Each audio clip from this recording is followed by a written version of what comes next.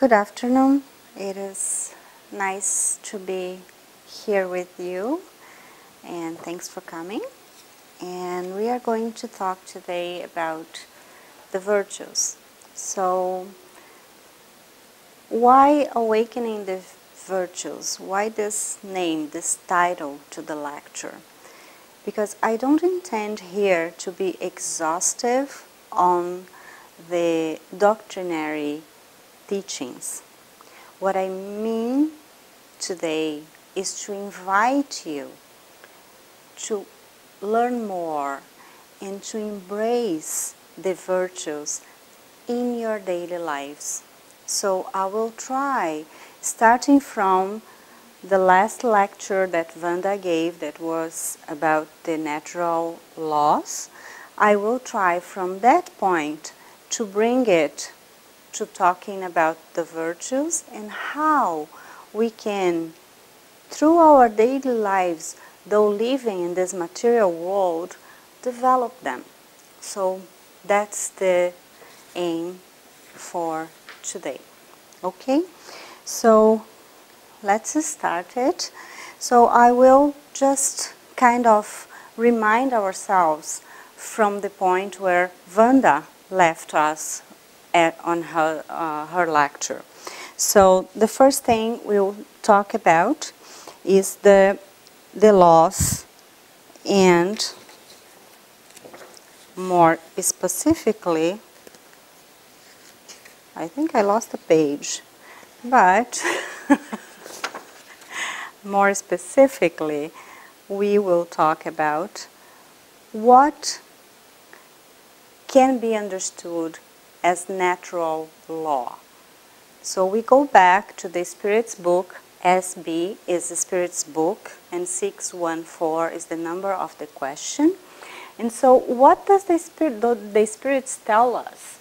What is to be understood by natural law? Natural law is the law of God. And it is the only rule that ensures the happiness of man. The bold here is mine. It's in the Spirit's book, it's not bold at all. But I think that in order to be able to practice the things that we are going to talk about today, we need to aim at something.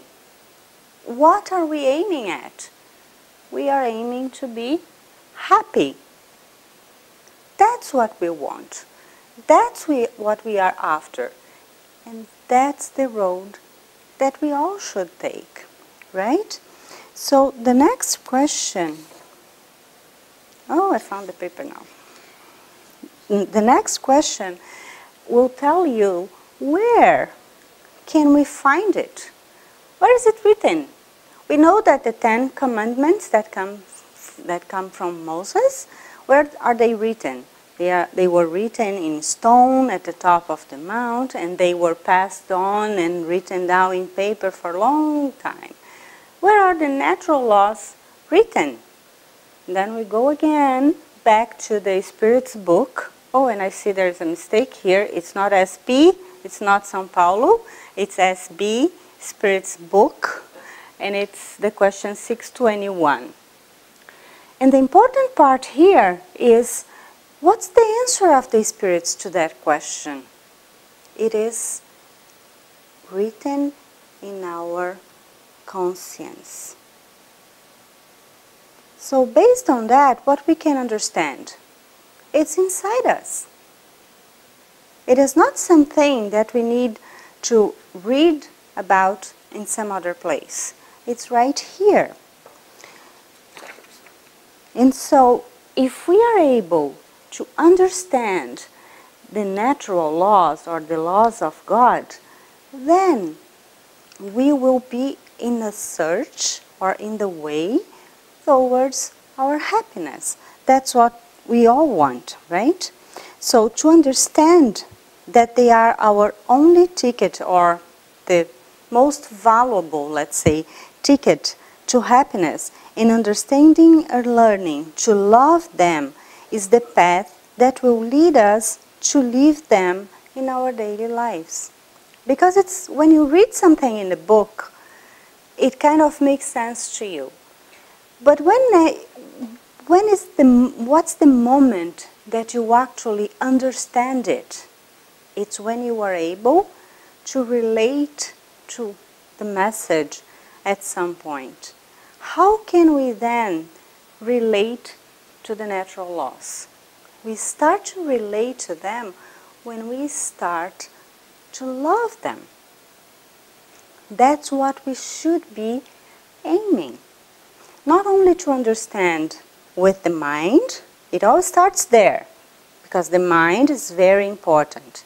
When we are talking about spiritual things, people tend to think that we have to be all hearts. Yes and no. We need the mind and we need the heart. When those two are in balance, that's the moment when this all starts to make sense. So, one of the objectives of Jesus' incarnation amongst us was to reveal the law.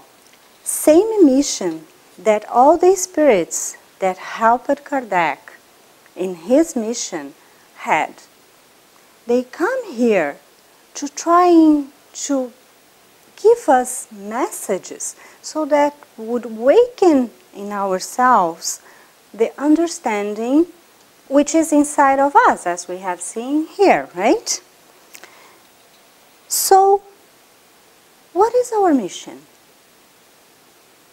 What are we all doing here?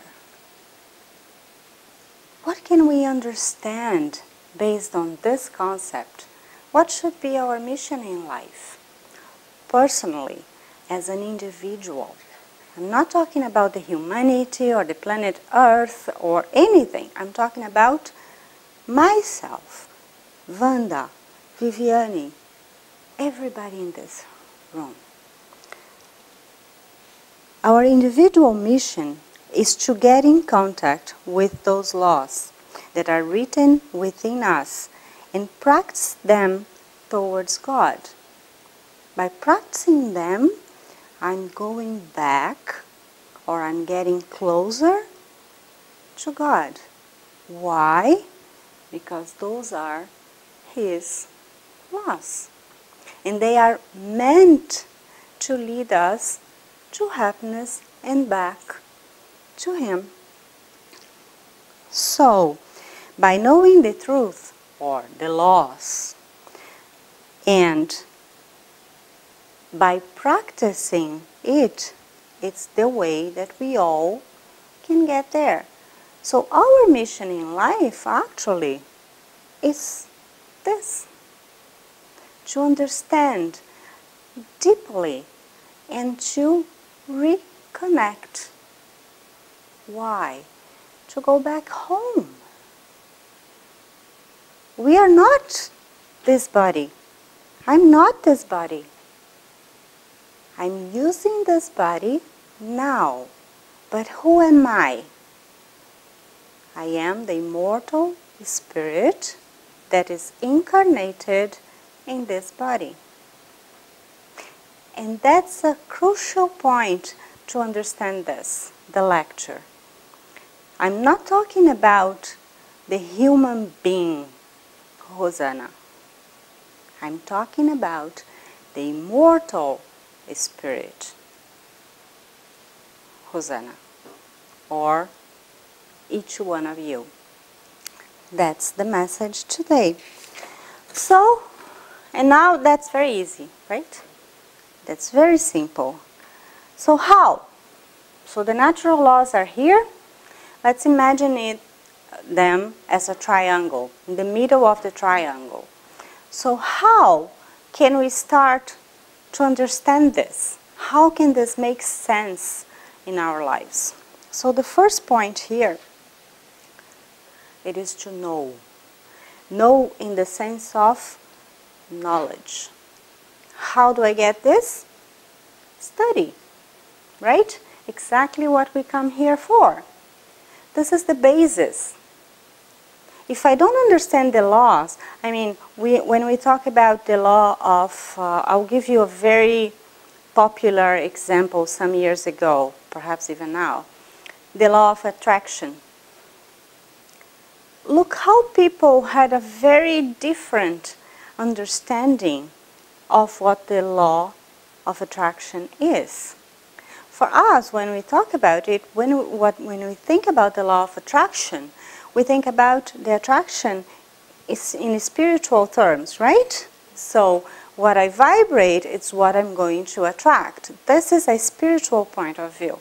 But a lot of people used this law or understood this law with the view or the aim of material gain. Oh, so if I mentalize, if I really every day think that I'm going to be rich, then I will attract richness to myself. That's not what we should be understanding about the law from a Spiritist point of view. So first stage is we need to know what is it the meaning of the law. And that's done by studying the law. The next stage, once I understand it with my mind, then I have to feel it. I understand that, okay, the law of attraction, if I vibrate in a lower level, what kind of spirits am I going to attract? Lower vibration spirits, right? But if I don't start feeling it, what happens? It is all intellectual, but so mind and heart are not mind and heart are not connected. And that will lead us nowhere. Because we can only get to the next stage after we feel it inside. By this way, because when we start feeling it, it transcends the knowledge. And you will be able to actually feel it. And you start to feel that when you are close to people that don't vibrate at the same level, and I'm not really here judging anybody. I'm just saying that you will feel different when you get close to somebody that's not in tune with your vibration. But you only get to that when you start feeling it. If you don't feel, it's going to be what? Intellectual knowledge. It's like I come here and I start citing all the paragraphs of the gospel and the name of the prophets and the name of the philosophers and blah, blah, blah, blah. That's all good, all very nice. But if I leave this door and I start acting against them, what am I doing? So there comes the next stage. And the next stage is live it. Once I understand, feel, I'm compelled to act. And it comes naturally. It is not something that we'll have to fight hard. It will come. The more I understand, the more I will learn to love, I will feel it, and then I'll be compelled to act. So that's how this can be, we can bring it into our lives. That's how we start to understand this. And so, when we get to that stage where we are able to live the laws, what does it mean? It means that we are getting closer to God. Because when He created us, He put it all inside of us. Remember? We are little gods. When we get to do this, we are getting closer to Him. This will allow ourselves to do things that we wouldn't imagine that we are going to be able to do. We will change the environment close to us. People will feel that we are different. Not because we are good ones, but because we are changing. in a good way. And this will affect not only ourselves, but will affect everybody that's close to us. And this is the kind of way of going there. But let's go a little deeper into this. So what now we are going to do? We are going to talk about, and basically the whole night, we are going to talk about one law, a very, very important one, which is the law of justice, love, and charity. Some people separate them, but the gospel actually treats them all together. And there's a reason for that. So, when we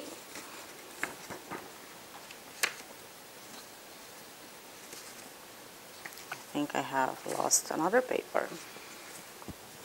Oh, let's go. So, let's try to understand this law. What does it mean?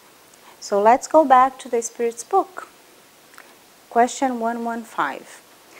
I didn't brought everything, just parts of it, so that we can have a context here, okay? So, God, has given to each of them who? Us, the spirits, a mission with a view to enlighten them and to make them gradually arrive at perfection through the knowledge of truth, and thus bring them near to Himself. Himself who? God, right?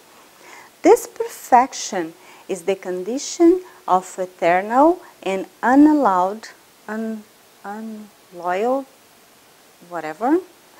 happiness. How do we do that? When we start to leave, remember that other pyramid that we had before? When we start to leave this, that's when we start to get closer to God. Because the greater law, which is the law of justice, love, and charity, it has the three pillars.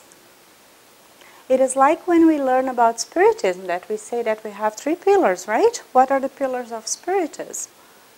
Science, religion, philosophy.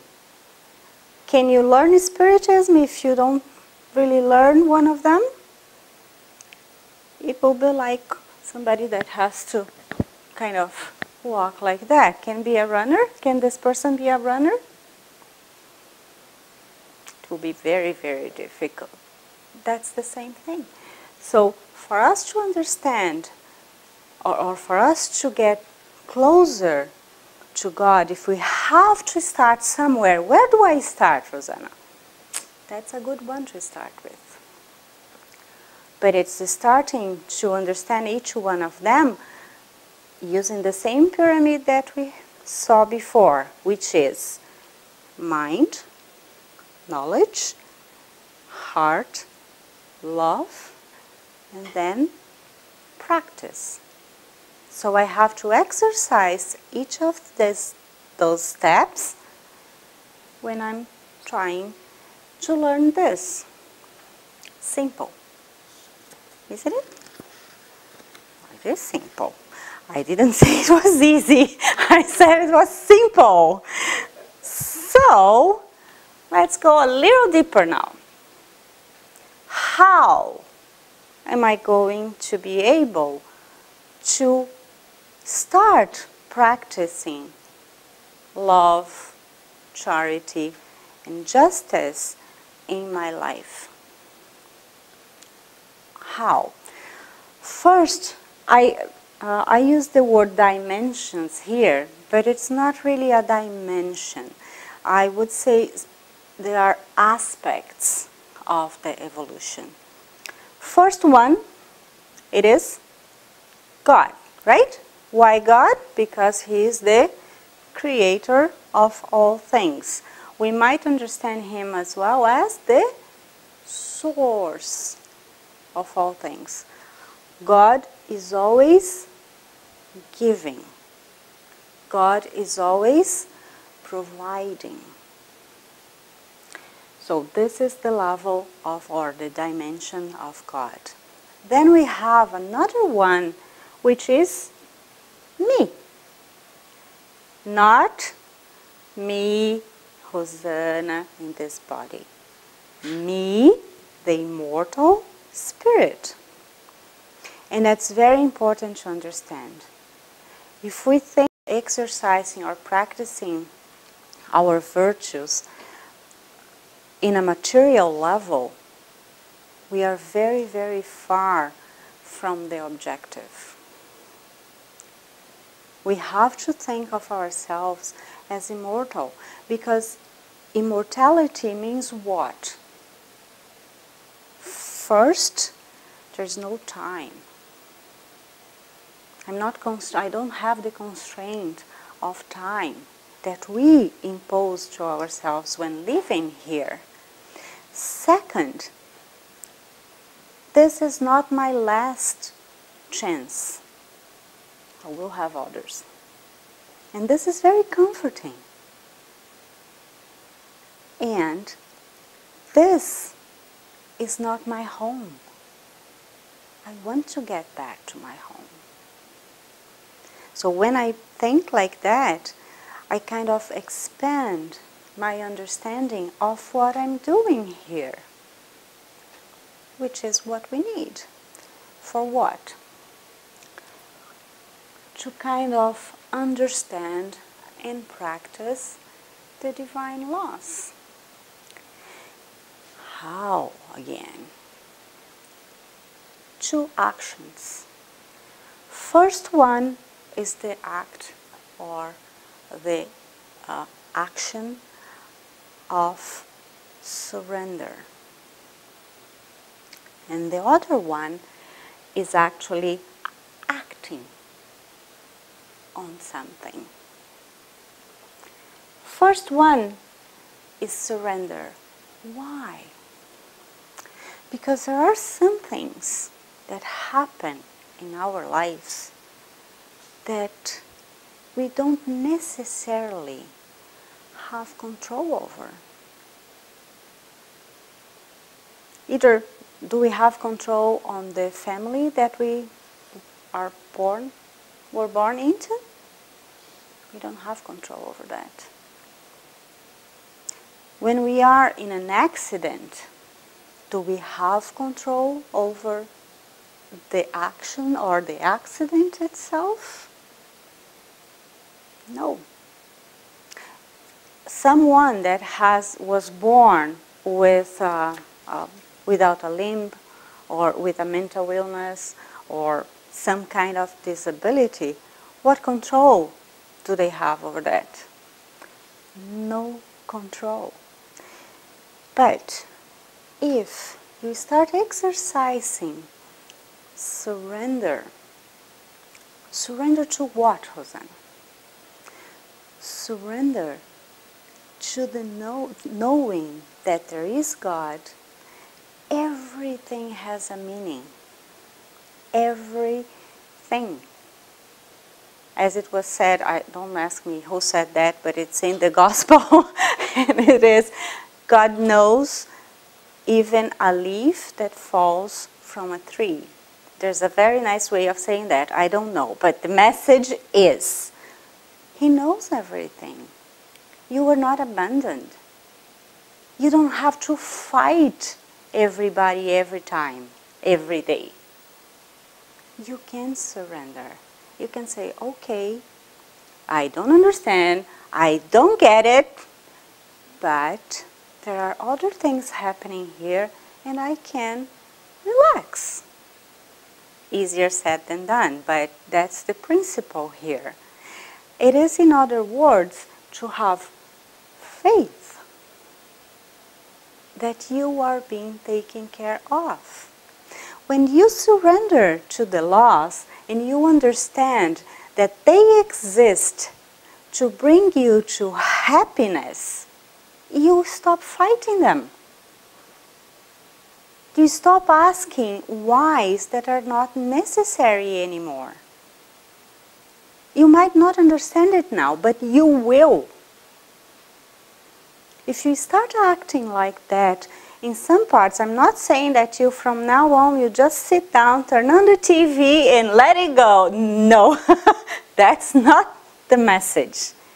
The message is, there are times that if you just step back, breathe, you will feel aid coming. That's the surrender that I mean. And then act. What is this? Is once you start understanding the laws and start to understand that you need to study, you need to love, and you need to practice, start acting. Right now. Why right now? Again comes to the immortal spirits. Is it the first time that we are incarnated? Is this the first time that we make mistakes? But perhaps it is the first time that we are aware. So don't miss any more time. Don't lose any more time. Just go for it. Start doing. Start changing. So those two components here are the most important things that we have to learn through exercise. And if we remember those two words when you are in a crisis, going through a crisis, and if you remember that, you say, okay, that's not the time to despair or to trying to act. That's the time to surrender. Imagine how, if you really feel it in your heart, imagine how much peace this will bring to you. Knowing that you are not abandoning things. You are just dealing with them in a different way. And then you'll be able to act and to put on your energy into things that are really for you to be doing. Stop wasting time and energy, which is even worse than wasting time. So, there's one important thing, though, that we have to remember when we talk about the surrender. God is all might. He's always there for you, and He'll always be there for you. But He, too, cannot change the laws. If you break the law, what happens to you? There's one other law very important that tells you that. If you break the law, you have to face the consequences of breaking the law.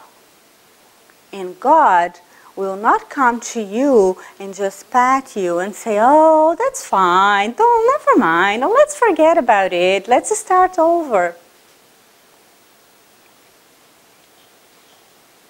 He will never, ever do that. Same way, the good spirits, the mentors, the guardian angels, and all the spirits that come towards our way, that help us in our way, they will never do that. Why? First of all, it would be a disrespect with this. And second, because sometimes we need to make a mistake so that we can learn how to correct it and to really understand with mind, heart, and practice. So they go back to the same thing that we have to do. So although God is the All Might, He will always respect the laws. And above all, He will always respect our choices.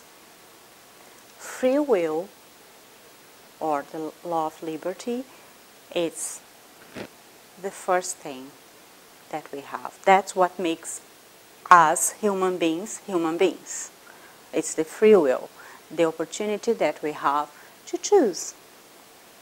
So they will never go against our free will. But God will always be present to support us no matter what.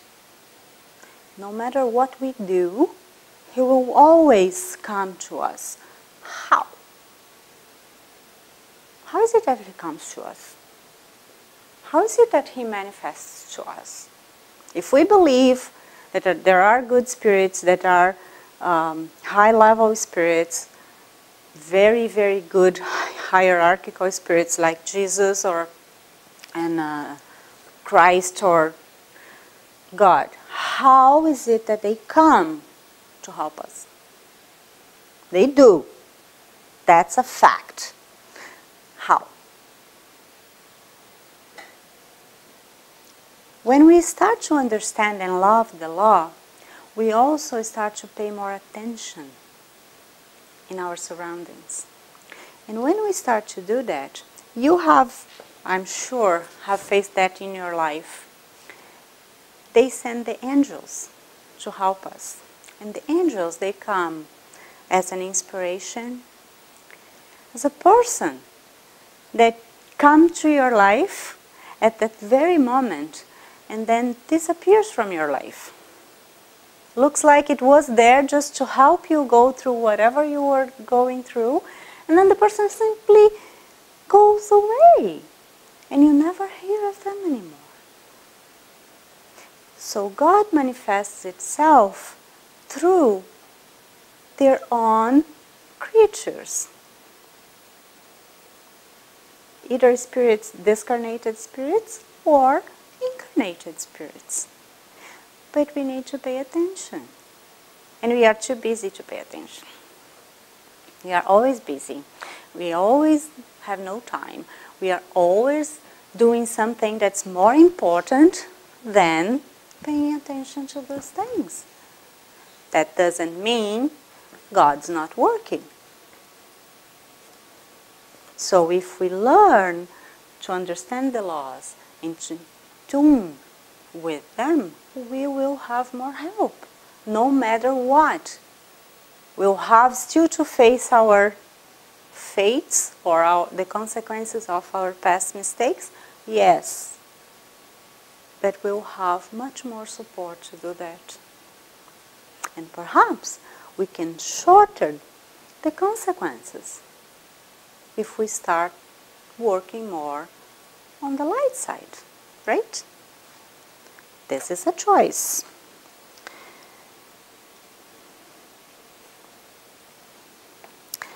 And there's one other point here that, again, there's a very nice way of saying that, but I'll just say it in my own way.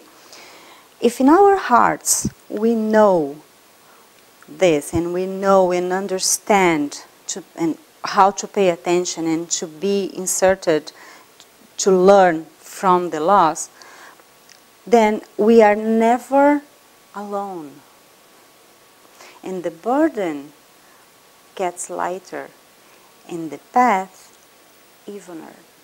That was said by Jesus in a very nice way, that obviously it's not what I said. But what matters is we will always have support. So the burden that we have to carry because we made mistakes will be lighter, because we'll have a broader comprehension of what's going on in our lives. So why am I going to waste time rebelling against things that happen in my life? I will put on energy to transform things that are under my control. So I just stop fighting those. And then the good spirits will see the transformation, what they are going to come and do. Okay, let's help her by leveling up my energy. Even if I'm suffering, it will be much easier. Much, much, much easier. You see the difference, for instance, when you see someone walking like that. What does it mean? so heavy. It's insufferable. What if I... What does it mean? Oh, she's fine. She's okay. She's a very nice person. Doesn't matter if I am or not. But if we do this inside and we start walking like that because we are feeling like that, what kind of transformation will we be able to make? Just by understanding those two things. And another thing is, if the laws of God were placed or are written inside of us, so are the virtues. Meaning, I have love, I have compassion, I have respect, I have trust, I have faith. Everything inside. Remember, we are little gods.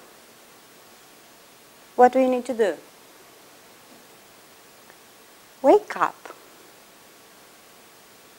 We have it inside, but we have been incarnation over incarnation burying it down. Imagine that every incarnation that we go, we have a backpack. All the experiences we put into this backpack. If we only have bad experiences, our backpack will be heavier, right? If we start working towards developing our virtues, slowly we start taking the burden.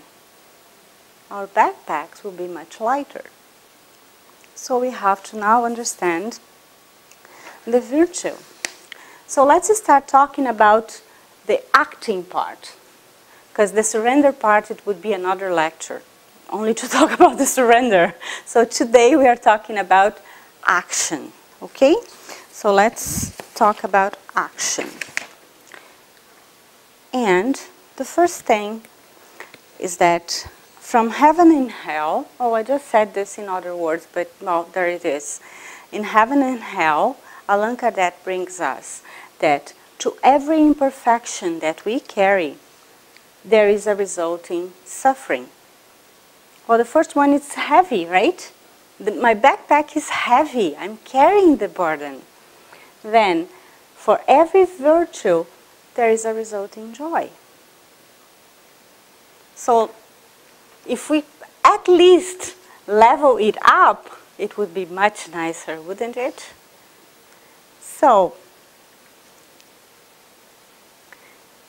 we come back to the happiness. To wake up the virtues is to commit to joy, peace, and happiness. I will start collecting suffering and I will start collecting joy. This will leave me with much more peace, joy, and happiness, which is what we all want, right? So now we are going to bring in another example that comes from André Luiz through the mediumship of Chico Xavier, from the, I don't even know if the name is this, but in Portuguese would be Domínios da Mediunidade, but it is Domains of Mediumship. It was a completely free translation. So, what it says in the chapter 1, one of the things that it says is the universe is the expression of the divine thought.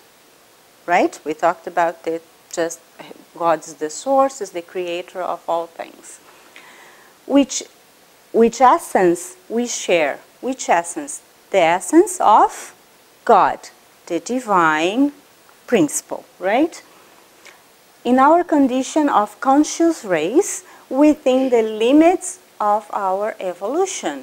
So we are gods, but we are in a different level, right? That's directly towards our evolution, well, I would be very, well, but no, doesn't matter. We share the same essence.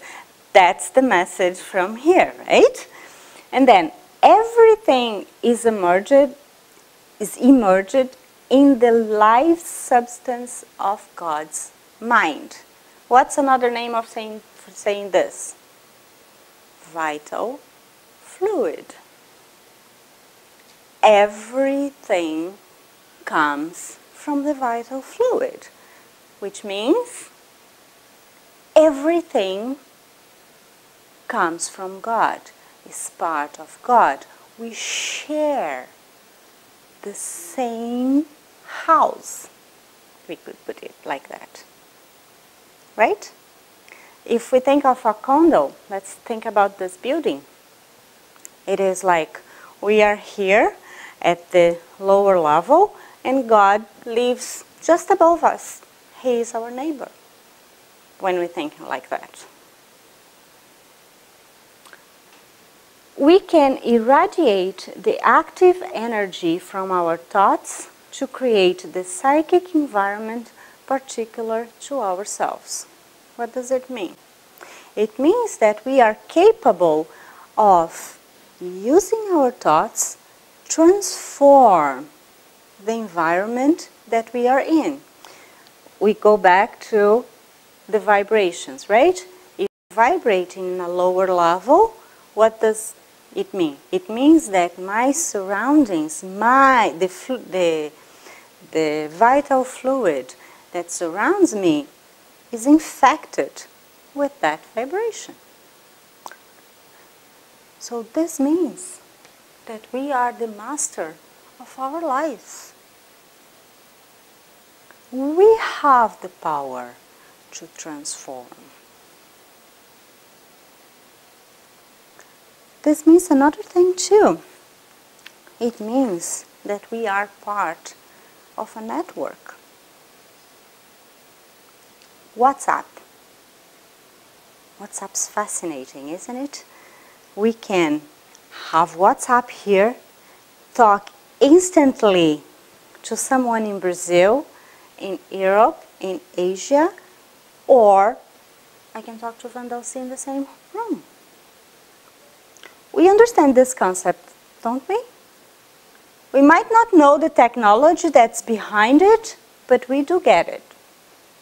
Why don't we get then that using the vital fluid, we can do the same thing to be in contact with higher spirits?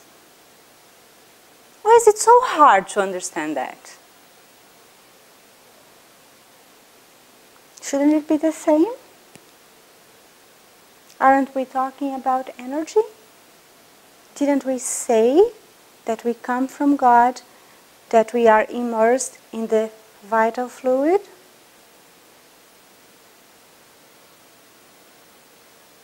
But what we say? Oh, it's very difficult. Oh, no, I vibrate too low. My level of vibration is too low. I will never get there. But he's not there. He's here. He lives in the second floor. But we don't think like that. And by not thinking of that, we put obstacles in our way. Instead of taking the burden off the backpack, we take the burden from the backpack and put in front of us. And then we have to... But it's really simple. If I want my house to be energetically clean, it's not enough just to clean it physically. What do I have to do? I have to change the vibrations of the house. Some people say, oh, I have to get home because I'm exhausted. I just want to go to bed. You can do that, but if you do that all the time, what kind of energy you have in your house? Is it going to be a cheerful energy? Is it going to be a loving energy? No. So if you're not feeling good, just turn on the music in the radio, something very happy, just to cheer you up. It's not only cheering you up, it's transforming the whole environment. Why do we use music? Why do we dim the lights when we start to pray? Those are not only rituals. They help to transform the energy. This is very important when we start practicing the virtues. We need to be aware that we are part of this universe. And by being aware of that, we can act. So what I'm trying to do here is talk about action. Some people say, I remember I was having taking some course, and then somebody said, well, but you know, sometimes I go and I see people in the streets, but I cannot do anything. It's half true, but you can always think of that person with love and send a loving vibration. And just be there and vibrate, irradiate your love. You might see no difference, but be aware, we are sending the message. Same way, if I'm on traffic and I'm cursing the other driver, what am I doing? It doesn't matter that I'm not going there and slapping him in the face. The message is being sent. So,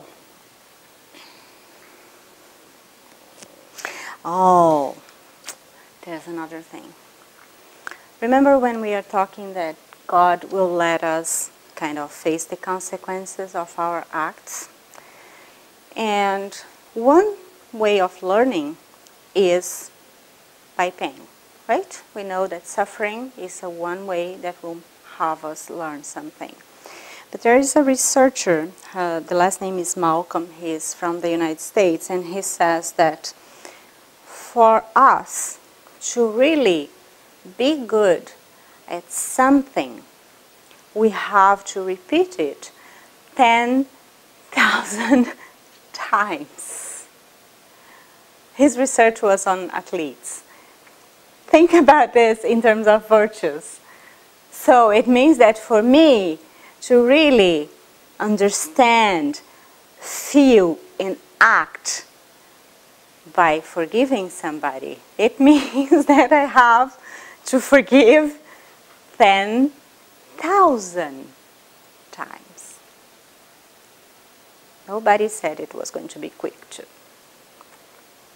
So sometimes we think, oh, but again it's coming towards my way, but again it's coming towards my way. It's the cycle. The more you are able to understand and to have a positive outcome on that, the more you are going to learn. The same thing when you leave university. Oh, I know everything. Then you start working. What's the first thing you learn? Everything you studied, you cannot apply there. But it will serve you at some point. At some point, you go back there, and something that you learn, you'll be able to apply there. But you are going to get good on what you do with experience. Acting. So learning here or feeling only, practice, act. Okay. When do I start? That's what the energy that we are going to need to exercise the virtues. I said that we are not alone. Another important concept here We come from God, and we know that we have all the attributes that God has, right? Another way of saying this is that we are also creators. We can create things as well as God. And we know that. Every time that we solve a problem, that we have a creative solution for something, that I do a piece of artwork, this comes from where? From the attribute that we all have. This helps us create in our daily lives. So why not create a better environment to develop our virtues? We are creators. We can do that. We can have a new, better life. Do we believe that? Everybody's Yeah, it's very hard to think of it this way. There is some other thing here that helps to undermine our belief that we are creators. We come from a society, especially in the West, right? The Western society, in a society that was mainly comes from Christianity and from this concept of God, that we have to be submissive to God. God is the Almighty. I'm nothing. He's there. He's up there. He doesn't live in the second floor. He's up there. Way, way, way, way, way, way, way out of reach. We have been living this during our incarnations in the Western world for many, many, many incarnations. So it is kind of written inside of us too. Now we have to do what? We have to deconstruct it and construct a new reality for ourselves. But we can. And then, coming back to living in the vital fluid, we can make use of this network. First thing that we have to learn to use the network of the vital fluid is to listen. Sometimes we have that little voice that comes, say, go right. But you are too busy. Sometimes you don't listen, and sometimes you say, I have no time for this. And you go left. And oops, right was the right choice. Then you have to face the consequences of having. So if you start to listen, you start to connect to this network that's available to all of us. So listening is very important here too. But then I'll give you another one. We'll go back to the Gospel according to Spiritism. So before we get there, I go to, what's the purpose of the Spiritism in all of this? How can Spiritism help us? Because we see that everything that I said up to now, it is up to us, right? We have to be the agent of the action. How can Spiritism help us? It can can help us wake up our virtues.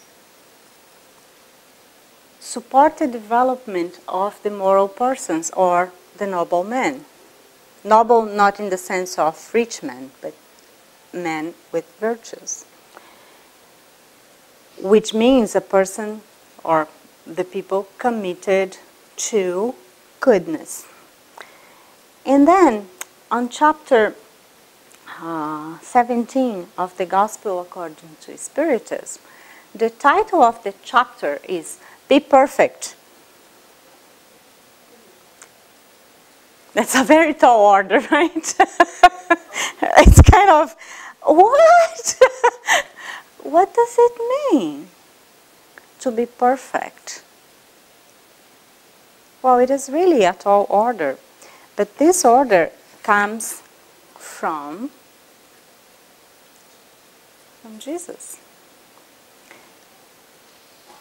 Jesus shows that the essence of perfection is charity, and in its broader definition, because it entails the practice of all other virtues. Everything that overexcites the sentiment of personality or ego, or devices, destroys or at least weakens the elements of true charity, benevolence, indulgence, self-denial, and devotion. Oh, come on, Rosana. How? It's very nice written, but it's a tall order. How we are going to fulfill this? Let's think that God sent this message through Jesus to us. He knows us, right? Better than anybody else. So he knows that we are still far away from this. But he's not saying that we need to accomplish that tomorrow. That's our mission as immortal spirits. The earlier we start to practice, the earlier we get there. The later we start, the later we get there. So he's not being unfair. He's showing us the way. He's pointing the way. That was the mission of Jesus. That's the mission of Spiritism, or any other philosophy that aims for good, that aims to what? To transform or renew the man. That's what they are asking us. That's what they are saying. Do you want to be happy? Well, come on. Let's start it right now. Stop talking. Start doing. And that's the order that they are bringing us. And in this chapter, he goes on and he talks about the nobleman, and he talks about the virtues as well. He doesn't give a list of virtues so that you are easily going to, now I'm going to work on this, now I'm going to work on that. No, he makes you think. Remember, first thing that we have to know, mind. So he gives you the hints for you to get to understand this, then to love, then to act, right?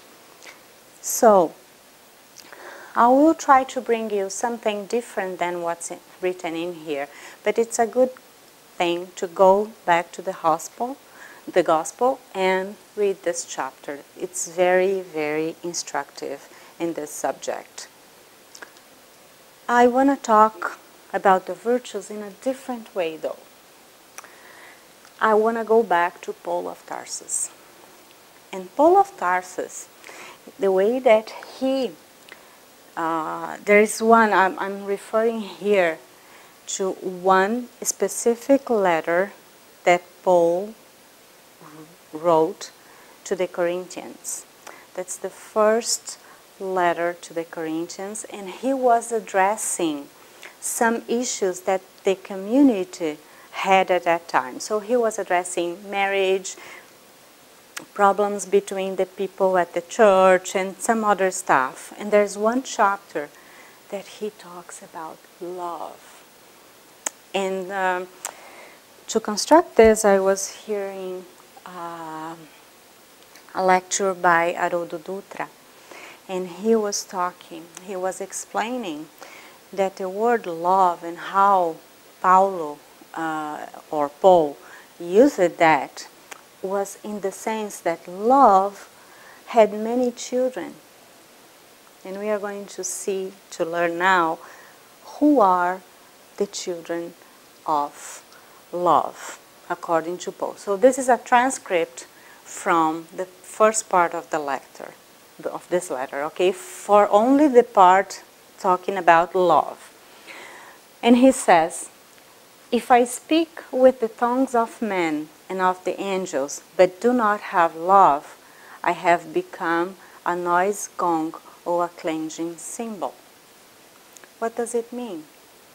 If I only speak and I don't have love, what am I doing? My act is empty. It's just noise. If I have the gift of prophecy and know all mysteries and all knowledge, and if I have all the faith so as to remove mountains, but do not have love, I'm nothing.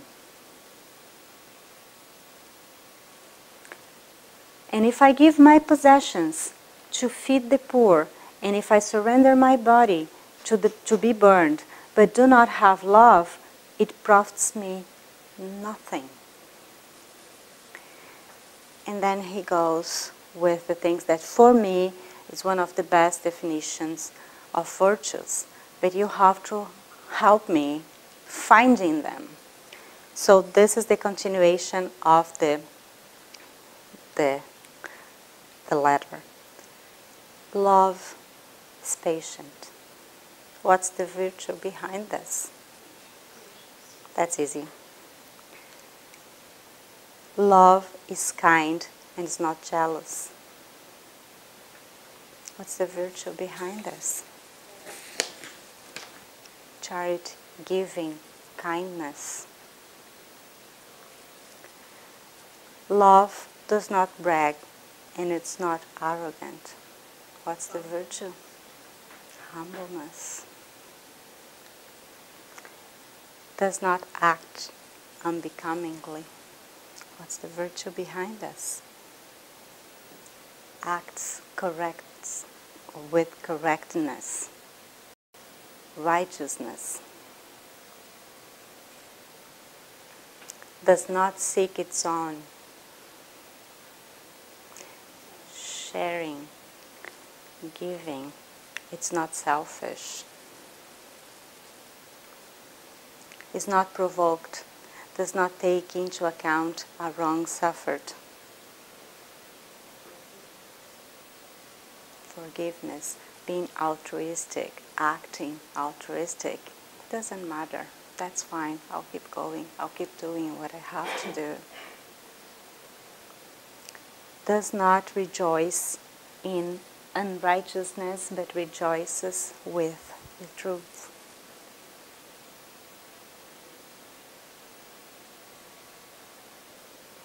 Truthfulness, or believing, not telling lies.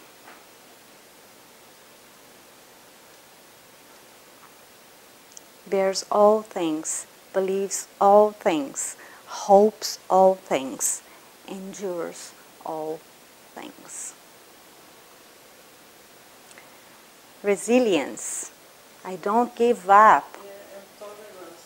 Tolerance, I keep doing, I tolerate, I respect the differences and I keep going. Love never fails. What is this? Faith. Why don't I fail? Because I have faith. I will get there. I believe. So if we look at this and we try to do this every day of every moment of our lives, are we going to get there?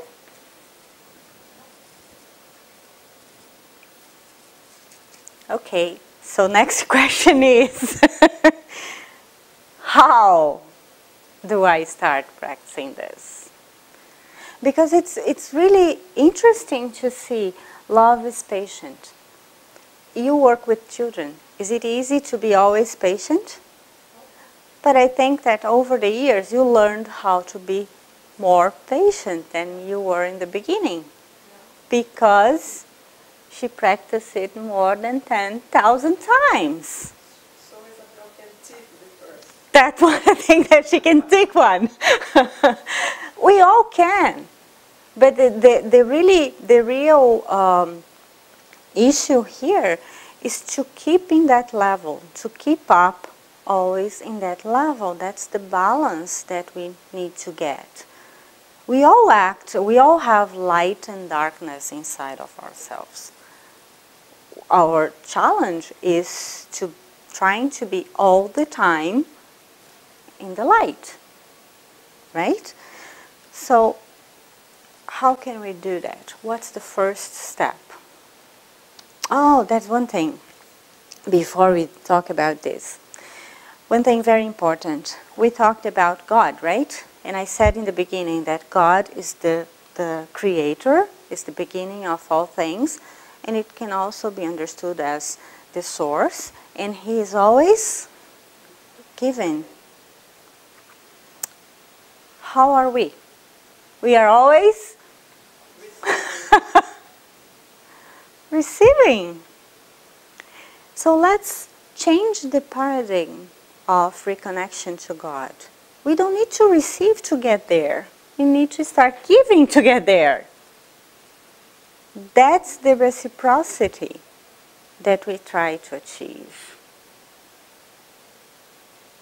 We need to see things in a different way. I don't need to be all peaceful to work with children.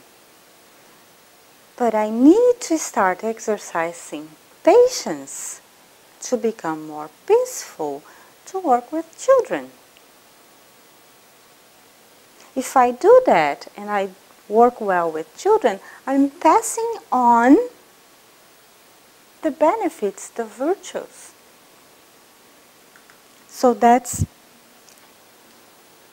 something that we really have to change different. We have received much. We have received our lives. We that have a stable family have received a family, have received love, have received opportunity. What are we giving? Or are we still trying to get?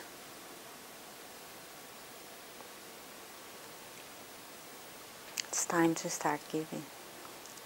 The more I give, the more I receive. When I start practicing this, I start to see that those things, they are never ending. I might be exhausted. If someone needs me and I go there, I will have the energy to help. I will have it. It will come to me. It's the same thing when we are a mother and the children are sick. You have a horrible day at work. The children has a fever. You'll be up the whole night. And you do this with love. But we don't act like that in our daily lives. That's what it is that I want to bring up with this one here. Which is change your mind a little bit. You don't need to ask for more. You don't need to start give more. Doesn't mean you don't need to ask or you shouldn't ask. It just means that try to think more about giving than about receiving. So I will bring to you something that is also from the Gospel, which is the question from the Spiritist book, question 919. So this it's from St. Augustine. When the Spirit asked about how can I do this? How can I be perfect? How can I go and be a better person? How? Then St. Augustine sent this message saying that every night we should examine our consciousness and ask questions. to ourselves. Have I failed in some of my duties today? Did I do anything? Did I try to blame somebody else for what I have done? Did you do anything against God, yourself, or your neighbor? Did you do anything to be ashamed, that you could be ashamed of? If I die today and I go back to the spiritual world, would I be ashamed by somebody that I would meet there? How do you judge? How would you judge your action if somebody else have done that? That's a very good one. But the intention here, it is not just to list the answers. It's trying to find the root cause of them. If we do this day by day by day by day, we start to see a pattern. And we will start to see that there are some triggers that make us do something. A person that is very explosive, there will be some things that will make this come. And another point important, when I act in a bad way, it is normally because there is something about being bad that makes me feel happy. The underlying reason is that somehow I rejoice. I'll give you an example. Somebody that's very, very proud. He says, oh, you know, I'm really proud. And you speak it like, you are proud of being proud. It benefits you. Perhaps you are rejoicing because you are better than somebody else. And you feel pleasure on that. And it's very hard to find this in yourself. Very. Something that you reproach, that you think it's wrong, and when you start doing an analysis like that, if you really start doing it to find the cause, you will find that sometimes. And that's hard. But that's the beginning. That's the assessment to get to know how you are. And then you can act. Then you start acting. And another way, well, I just said this, it's studying Jesus. Why studying Jesus? We in Spiritism say that Jesus is what? Is our?